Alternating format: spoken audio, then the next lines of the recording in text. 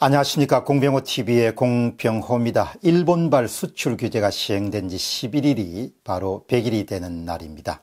문 대통령은 일본발 수출 규제 100일을 맞아서 우리 기업과 정부가 열심히 대응한 덕분에 무난하게 대처했고 소재, 부품, 장비 수입선 다변화, 자립화, 국산화를 추진하는 계기가 됐다, 이렇게 긍정적으로 평가하고 있습니다. 이인영 더불어민주당 원내대표도 수입선 다변화로 활로를 열면서 국산화를 통해 기술 자립의 길로 한 발자국 다가서게 됐다, 이런 긍정적인 평가를 내리고, 그 다음에 김상조 정책실장은 일본의 수출 규제가 실시된 이후에 피해가 단 한 건도 없었다, 그런 평가를 내립니다. 그러나 산업계의 입장은 다릅니다. 산업계는 거래 축소 등과 같은 애로사항을 호소합니다. 본래 기업들은 자사의 내부적인 사정을 밝히기를 어려워합니다. 업계 사정을 비교적 소상히 파악할 수 있는 것은 플라스틱 업계의 산정인인 올해 72세 되는 이국노 사이먼 회장이 좀 솔직한 이야기를 털어놓은 적이 있습니다. 경제는 이기고 지는 싸움이 아닙니다.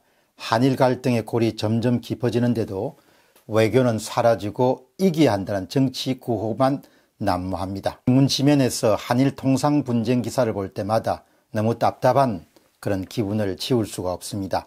한일 경제전쟁에서 승리를 가져오는 것이 아니라 이를 감지하고 막는 것이 정부의 역할입니다. 중소기업들은 통상 분쟁에 목숨이 왔다 갔다 합니다. 이런 솔직한 이야기를 사실 기업인들이 하기가 힘듭니다. 특히 정치권이 잘 되고 있다 이런 분위기 속에서 그런 이야기의 애로를 솔직히 털어놓는 것 자체가 미움을 받을 수 있는 대상이 되기 때문입니다. 질문 던지겠습니다. 일본발 수출 규제입니다. 초기에 예상되었던 강경책을 일본이 거두어들이게 된 데서는 대개 세 가지 정도로 저는 추측을 합니다. 하나는 한국인 일반, 그러니까 한국인 전반과 문재인 정부, 문재인 정권을 분리해야 한다는 사실을 일본의 관계 당국자들이 뒤늦게 깨우치게 된 겁니다. 한국의 반일 감정을 널리 확산시킬 필요가 없다는 점을 굉장히 중요하게 여기기 시작한 것이 정책 변화의 큰 출발점이다, 이렇게 봅니다. 두 번째는 약간의 압박을 가한 다음에 시간을 두고 한국과 문제 해결을 도모하는 쪽으로 일본발 수출 규제가 실시된 이후에 아마 입장을 바꿨다, 이런 생각을 또 하게 됩니다. 세 번째는 한미일 삼각안보 동맹이란 관점에서 미국 측의 어떤 권유나 협의가 있지 않았을까라는 그런 추측을 해봅니다.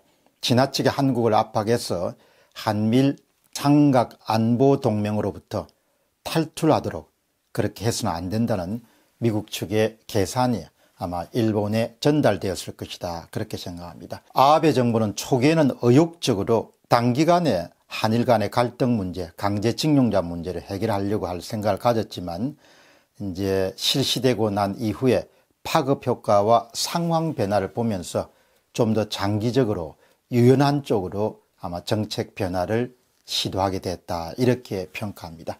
따라서 본격적인 경제 전쟁급에 해당하는 일본발 수출 규제는 아직 시작되지 않았다고 보는 것이 정확한 판단일 것입니다. 전망을 해보겠습니다. 그럼 우리가 잘했다라는 그런 여당이나 정부의 평가가 갖고 있는 그런 위험함은 그런 상황 인식이 앞으로 한일 관계를 굉장히 악화시킬 소지가 있기 때문에 이 부분은 좀 정확하게 우리가 짚고 넘어가야 되겠습니다.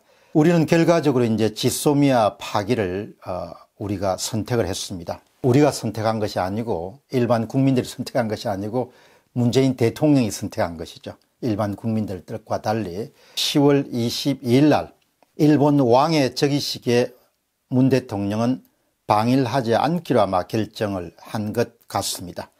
그럼 10월 22일 날 특별한 그런 예외적인 그런 변화가 없으면은 미국 측의 거듭된 요청에도 불구하고 한국은 지소미아 파기를 원상으로 회복하지 않을 것으로 봅니다.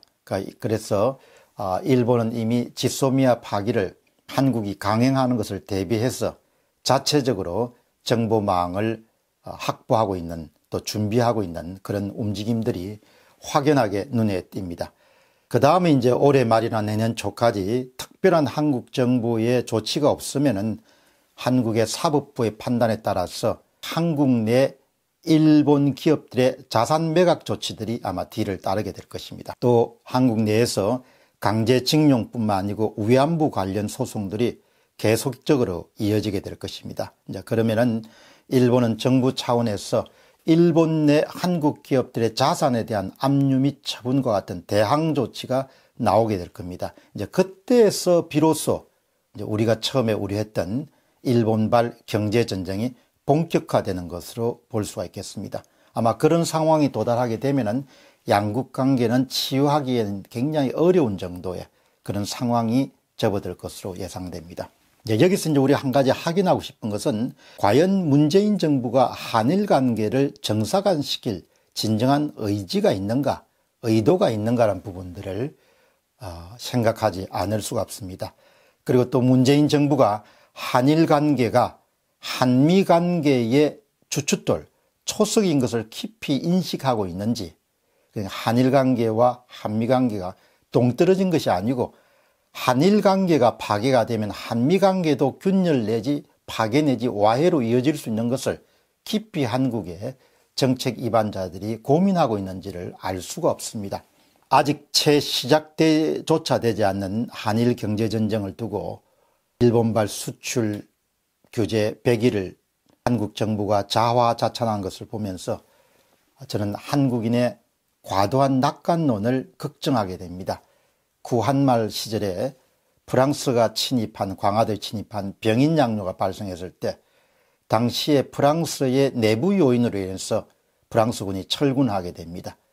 그러나 조선 조정은 우리가 이겼다, 우리가 승리했다, 우리가 외세를 물리쳤다, 이런 구호를 내세우면서 그 이후에 세계사의 흐름에 눈을 감고 오히려 쇄국, 나라의 문을 닫는, 척합의를 세우고 나라의 문을 닫는 그런 조치를 취한 적이 있습니다.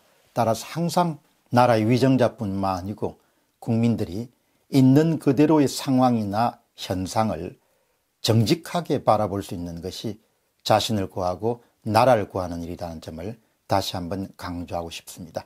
공병호 TV의 공병호였습니다. 감사합니다.